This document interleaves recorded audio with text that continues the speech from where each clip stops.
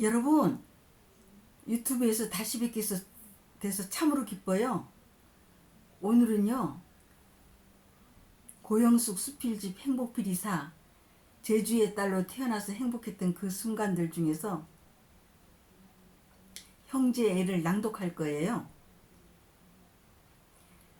형제애.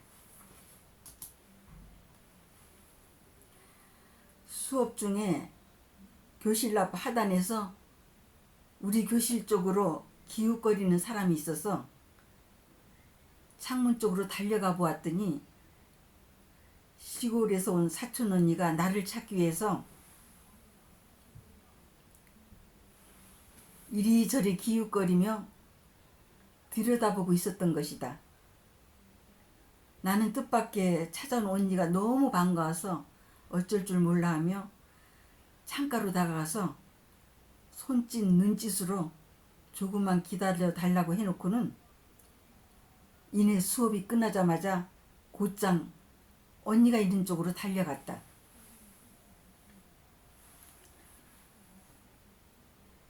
언니는 시골집에서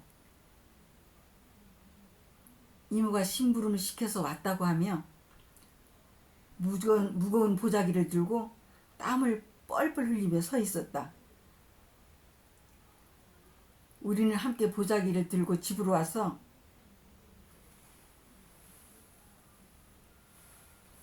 언니가 가지고 온 보자기를 풀었다. 거기에는 호박, 토마토, 가지, 참외하며 여러 가지 먹을 것들이 잔뜩 들어있었다.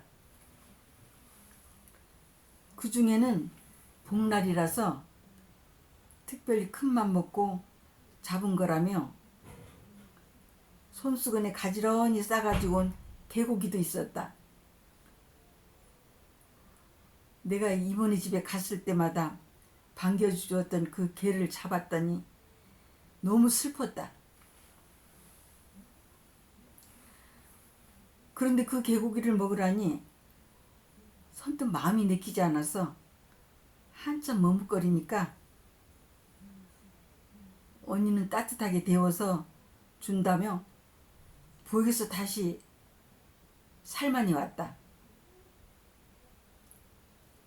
어머니는 며칠 전에 제주도 특산품을 배에 선적해서 육지 거래처로 가서 안 계시기 때문에 언니가 대신 먹게끔 해주겠노라고 하며 부엌에서 다시 살만해 온 것이다. 그 당시 이모는 특별한 음식을 할 때마다 내게 보내주곤 했다. 게다가 우리 어머니는 한술 더 떴다. 사업차 육지에 갔다 올 때마다 이모네 가족들을 위해서 옷가지며 화장품과 여러 가지 필수품 등을 많이 사다 주곤 했다. 맏딸인 이모와 동생인 어머니는 어린애가 보기에도 우애가 남달랐다. 그날도 이모는 내가 눈에 선해서 목으로 넘어가지 않는다며 개고기를 손수건에 정성껏 싸서 먹으라고 보내주신 것이다. 나는 마음이 편치 못했지만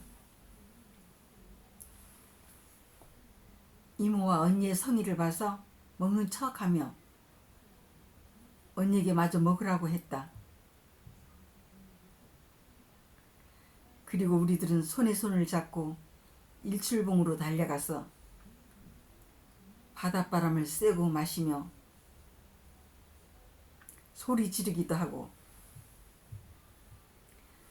노래도 부르며 한껏 즐거워서 시간 가는 줄 몰랐다. 다음날 언니가 집으로 간다고 해서 나는 차비하라고 오은을 주었다. 그때 나는 초등학교 1학년, 언니는 4학년이었다. 그런데 언니는 시골에서 농사일을 돕는가 하면 집안 일을 보며 동생들을 돌보기도 하고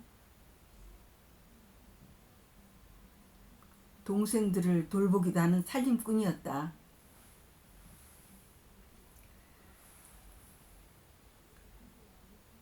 늘 집안일들을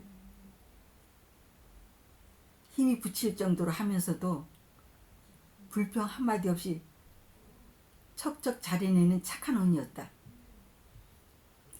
밭이 많아서 농번기 때마다 결석을 자주 하는 언니를 나와 어머니는 몹시 안타까워했다. 그래서 우리 어머니는 여러 면에서 사촌 언니에게 각별했다. 나도 그런 언니가 너무 착해 보였다.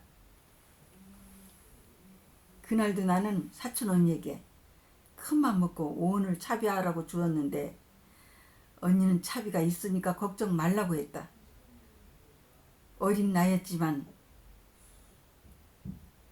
언니를 그냥 보낸다는 게 마음이 편치 않았다. 그래서 억지로 포켓에 넣으면 도로 4개 주고 하다가 결국 언니는 내 성의를 봐서 촌에 오면 대신 주마고 하며 마지못해 받는 것이었다.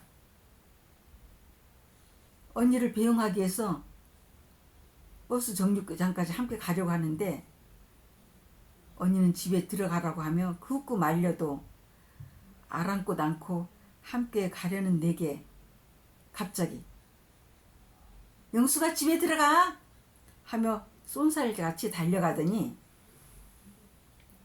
온데간데 없이 사라졌다. 아무리 주위를 둘러보아도 아무리 주위를 둘러보고 샅샅이 살펴보아도 언니는 보이지 않았다. 그리고 버스 안에도 없었다. 그래서 난 아마 버스에 타고 있는데 내 눈에 보이지 않는 걸 거야 하며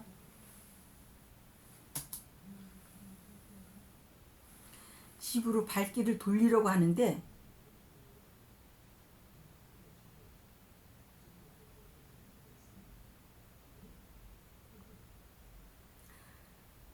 마침 버스도 붕 소리를 내며 출발 준비를 하더니 이내 달려가기 시작했다.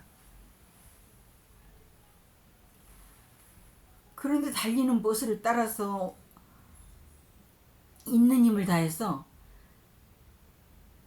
달려가고 있는 언니를 보게 된 것이다. 나는 너무나 황당해서 언니 어디 갔었어?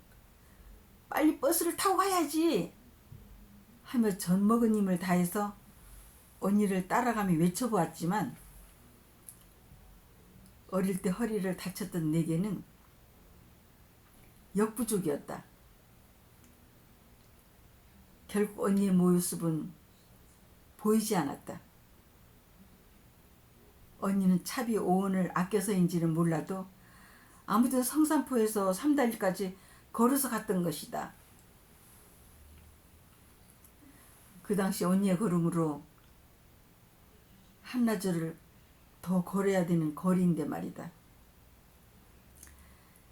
사실 언니는 아주 넓고 푸른 들을 가로질러 오름을 돌아서 학교에 갈 정도로 집에서 학교까지의 거리가 꽤 멀었다. 그리고 그 당시에는 언니뿐 아니라 시골에 사는 사람들 대부분은 웬만한 곳은 걸어서 다녔지만 나는 허리가 아파서 조금만 걸어도 힘에 부치기 때문에 항상 교통수단에 의존하는 편이었다. 그래서 우리 시골까지 걸어서 간다는 것은 도저히 상상도 할 수 없었던 나는 언니에게도 그럴 거라는 생각을 하며 더더욱 염려가 되었던 것이다.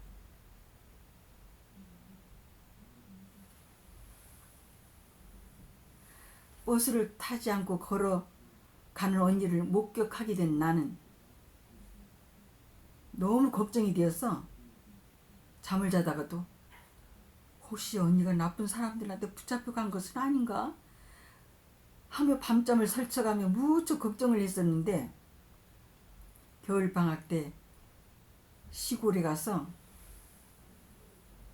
언니가 그날 무사히 집에 잘 도착했다는 얘기를 듣고서야 비로소 밤잠을 제대로 이룰 수가 있었다.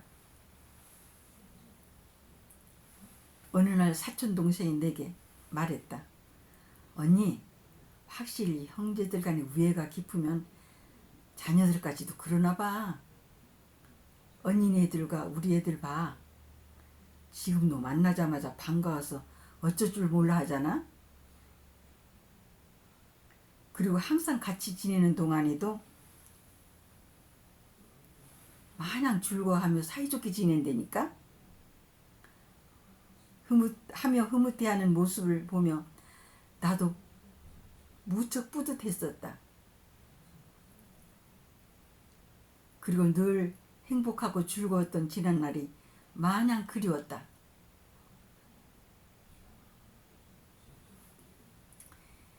여러분 잘 들으셨나요?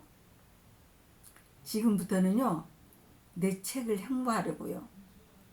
그러니까 행복필이 사죠. 행복필이 사를 계속 애청도 잘 해주시고요. 주문해서 가족들하고 함께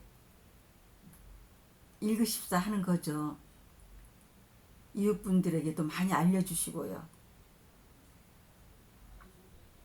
주문 전화는요 7997-4370으로 행복필이 사를 주문하시면 됩니다.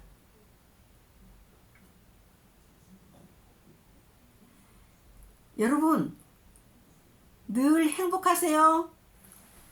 화이팅!